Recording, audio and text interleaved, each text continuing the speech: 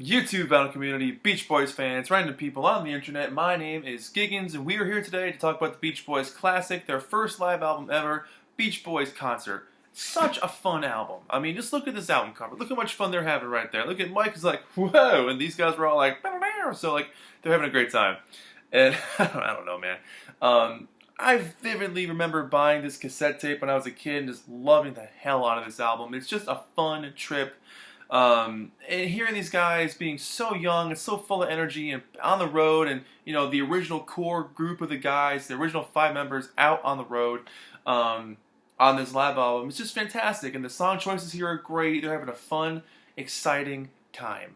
And the people in the audience are having a good time too, and enough for me to say the words "good time" about 9,000 times in the span of less than a minute. So with that, this was their first #1 album. If you can believe that or not, this is 1964, their first #1 album. It went gold. It came out October 19th of 1964. Yeah, fantastic choice of songs on this long player, as they call them. But this was recorded in Sacramento, California, at the Memorial Auditorium. Some of the songs date from shows from December 21st, 1963, and the other ones date from August 1st, 1964. So they kind of combine a couple of shows to make one complete show out of it. You can hear some of the edits once in a while. There's a bit of some weird, what's the word I'm looking for? A bit weird cuts here and there. Not too often. Once in a while you hear the audience kind of fade out or the song jumps in or something like that. Fred Vale introduces this thing.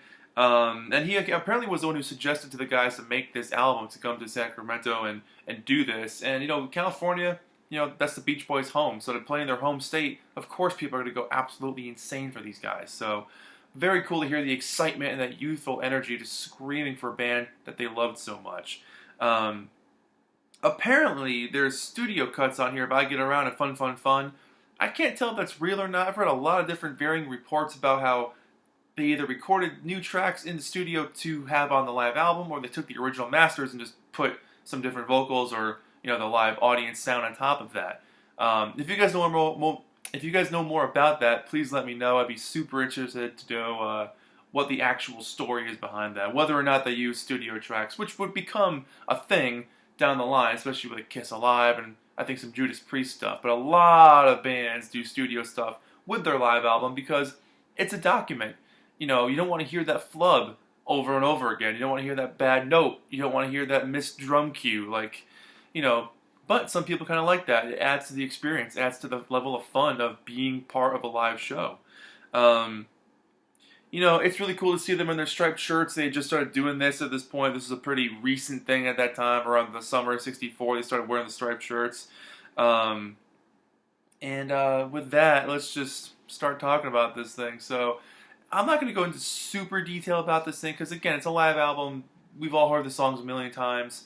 But just kind of my overall experience listening to it again in full for the first time in a little while. Before I do that, though, let's talk about the packaging. Because, look how cool this is. Some excellent shots of the guys live on stage. Songs on top. So if you'd never seen the guys live before and you didn't have a chance of ever seeing them live, this was pretty cool. And besides that, boom. Gatefold. Nice big picture of the guys there. And you get your booklet so you can see, you can read all about it.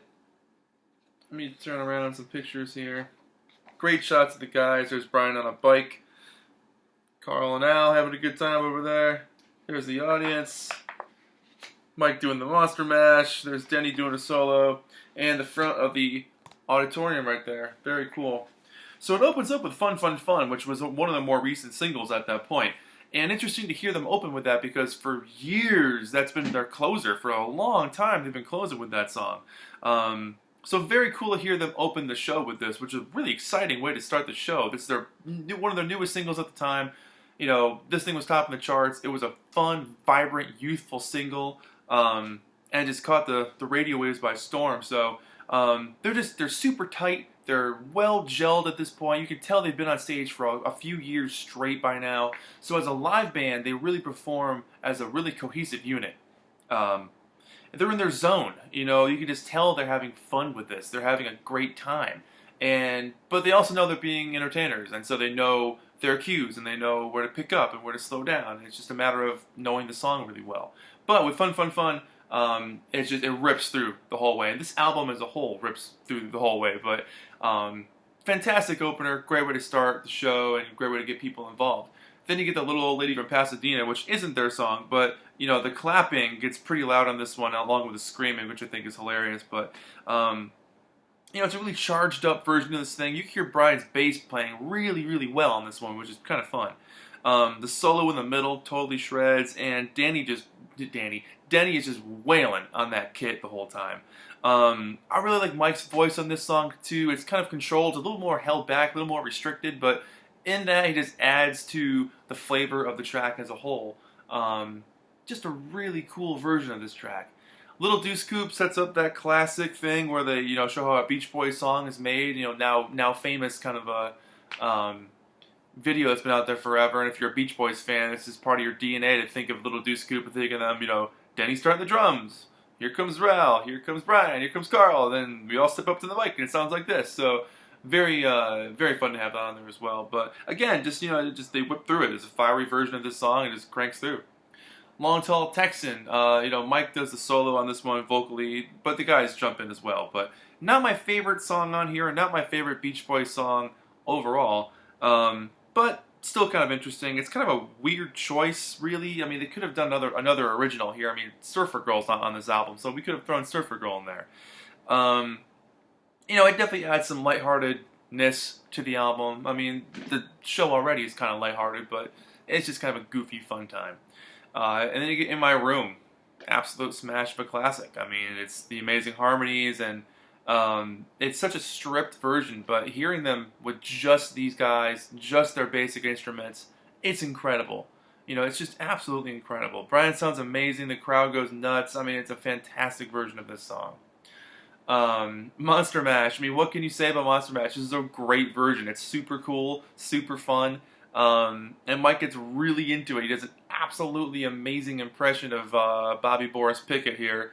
And again, another sort of lighthearted track to just keep the concert feel, lighthearted, as they say. But Mike's vocal impersonation here is just seriously impressive, and the guys doing the background vocals kind of make the song come to life, and they do a fantastic job with it. Then you get Let's Go Trippin', and you finally get to hear Carl wail away on this thing. I mean, he just rips through, and he's cranking away. Such amazing guitar work. He's so creative, but he takes that Dick Dale thing and puts his own flavor, puts his own spin on it, which just lends itself to showing his versatility as a guitarist and how much he studied Dick Dale and Chuck Berry, and hearing him do his thing on this show, having a solo instrumental here. Well, not solo, but he takes a solo on top of this instrumental and just shows off for a couple of minutes, and it's seriously impressive. He was a very underrated guitarist. Him and David Marks, and I'd throw Alan there too, but especially David and Carl. I mean, they were just fantastic guitarists, and David still is. Side 2 starts off with Papa Ooh Mau Mau, one of the best songs on this album, probably my favorite on this album. This song in particular always takes me back to being a kid. It's always been one of my favorites. It's charged up, it's energetic, it's a tongue twister of a vocal, and the guys are super into it. Brian's vocals are absolutely amazing on this thing. It's just a non-stop thrill ride of a song, and it's just one of those things that's stuck in your head over and over again. But yeah, Brian shines so well on this thing. Hearing him have a good time with it just makes the song complete. Then you get The Wanderer with Denny doing a solo on here, and it's kind of just what he would have been at that point, is having lots of girlfriends and being kind of a ladies' man, as they say. The call and response thing at the end is nice. It's a really quick version. The song kind of flies by, but it's nice to hear his young voice, because I'm so used to hearing Pacific Ocean Blue and some of his 70s stuff, and so when I put this on, I hear him singing at this point. I'm like, wow, yeah, his voice was so different back then, but it leads you to where he would have gotten to vocally. But yeah, it's catchy, it's fun, cool little song. Then you get Hawaii, which is probably one of my favorites on here as well. Wonderful version of this song. And for me, this version actually I think is better than the studio version. The studio version for me, it sounds like Mike has a cold or something. It's very weird.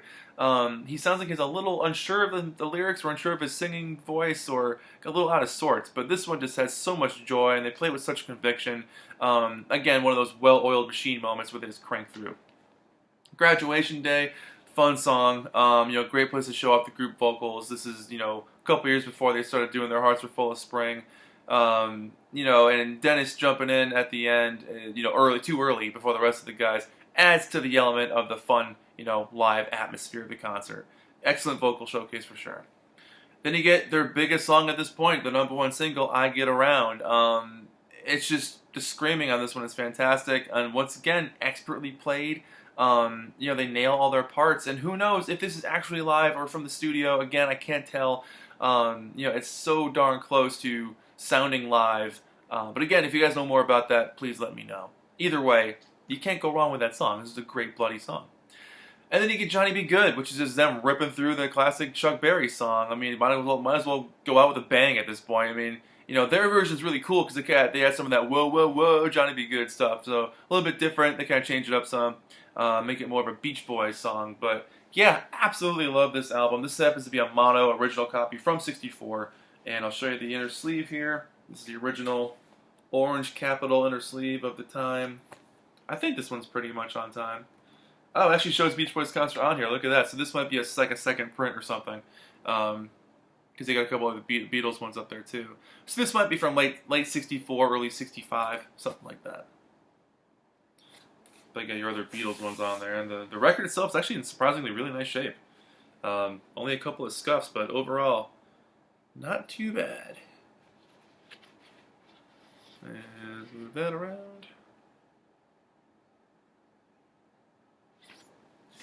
So, in conclusion, as they say sometimes, I just enjoyed this album. It's absolutely fun.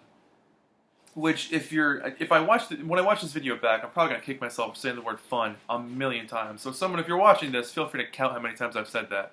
But that's the thing; it's just an exciting show. That you put this on, you feel like you're there. The energy is there. You're like taken back to 1964. You're taken back to this moment in time where Brian was still in the band and they were just, you know, still kind of in that, like, you know, nothing got really heavy yet. You know, Beach Boys Today hadn't come out yet. Pet Sounds hadn't come out yet. So for the record buying public and Beach Boys fans in general, things were still just kind of like really good music, lighthearted stuff you put on the radio and have a good time. Nothing got super deep yet.